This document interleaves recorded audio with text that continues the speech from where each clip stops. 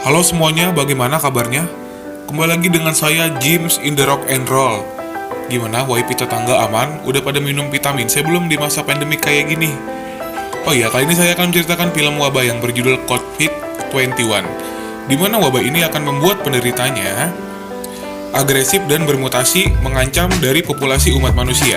Yaudah, biar nggak kebanyakan spoiler di awal, mari kencangkan celana mantan, garuk titik Anda sampai lades, dan ini dia COVID-21. Wow.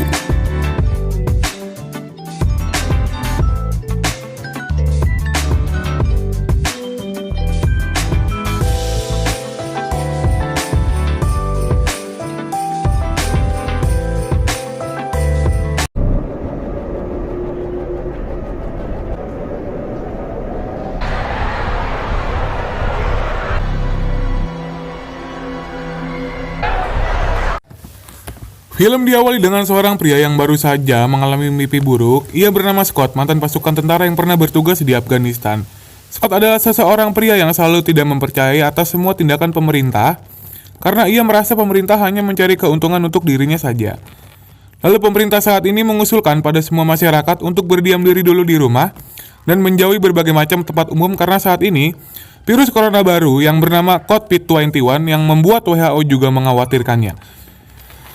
Singkat cerita, Scott yang sedang melihat persediaan makanannya sudah menipis pergi berbelanja ke Indomaret. Pagi itu nampak suasana kota terlihat sepi bagaikan kuburan Cina di tanah kusir, di mana masyarakat di sana hanya keluar rumah jika hanya untuk mencari udut sebatang saja. Sesampainya di Indomaret Rempoa, di sana tidak menemukan satupun toko yang menjual makanan. Lalu tiba-tiba Scott melihat sekumpulan orang-orang yang seperti sedang ketakutan, di mana ia melihat terjadi penyerangan dari sekelompok manusia kanibal. Melihat kejadian itu, Scott pun lari kalang kabut mengarah ke basement parkiran yang sejam 2000-an.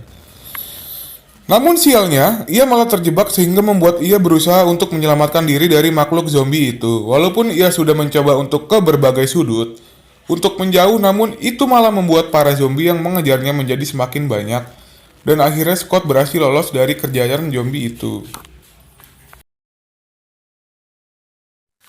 Lalu scene berpindah pada pasukan konvoi militer yang dimana pasukan mereka sedang membawa peneliti cantik untuk dibawa ke sebuah lab.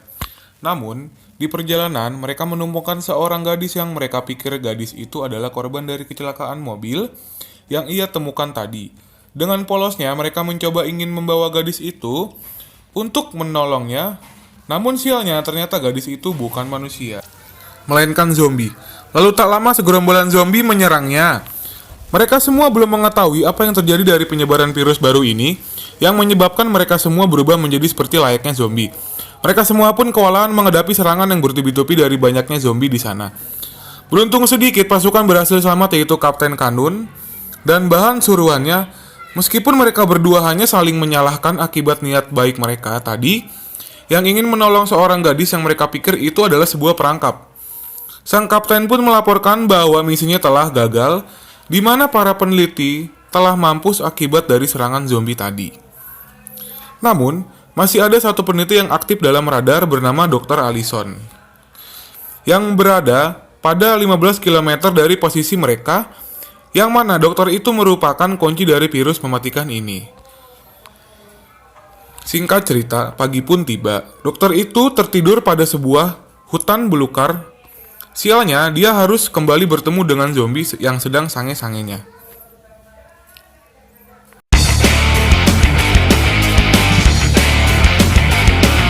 Dan beruntung di sana ada Scott yang menolongnya.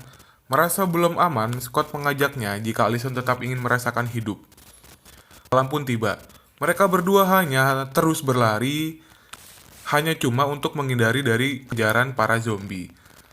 Esoknya, para militer itu menemukan jejak dari Dr. Allison, lalu mereka terus mencoba melakukan pencarian dari misi utama mereka.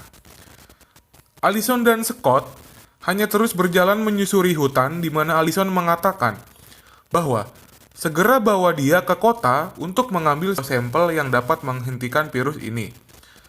Di mana kisah virus ini dimulai 2 bulan lalu. Konon, virus ini berasal dari mencairnya es di Antartika, di mana virus ini timbul pada 2 bulan lalu dari para peneliti yang menemukan virus corona berasal dari mencairnya es di Antartika, yang mana virus ini dapat menyebar melalui cairan tubuh dan juga dapat mengontrol segala sesuatu sistem syaraf, sehingga membuat pengidapnya akan menjadi agresif layaknya seperti zombie. Namun lagi-lagi, Scott yang tidak percaya dan tidak mau mendengarkan cerita Allison karena ia tak ingin mengantarkannya ke kota karena bahaya dan jauh. Penuhi oleh para zombie di sana, namun Allison terus mencoba meyakinkan Scott agar ia dapat membantunya untuk mengantarkannya menuju kota. Dengan iming-iming, Allison dapat membenahi dan kerusakan alam yang sedang terjadi. Dan akhirnya Scott pun terbuarkan, sehingga ia mau mencoba untuk membantunya.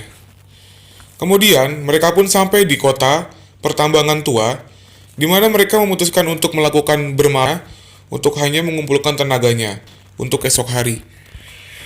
Namun, di sana Scott tidak tidur, melainkan menjaga di tempat itu dan dirinya sambil meratapi sebuah foto bersama seorang bayi. Mungkin itu adalah foto anaknya yang kini sudah tak bersamanya.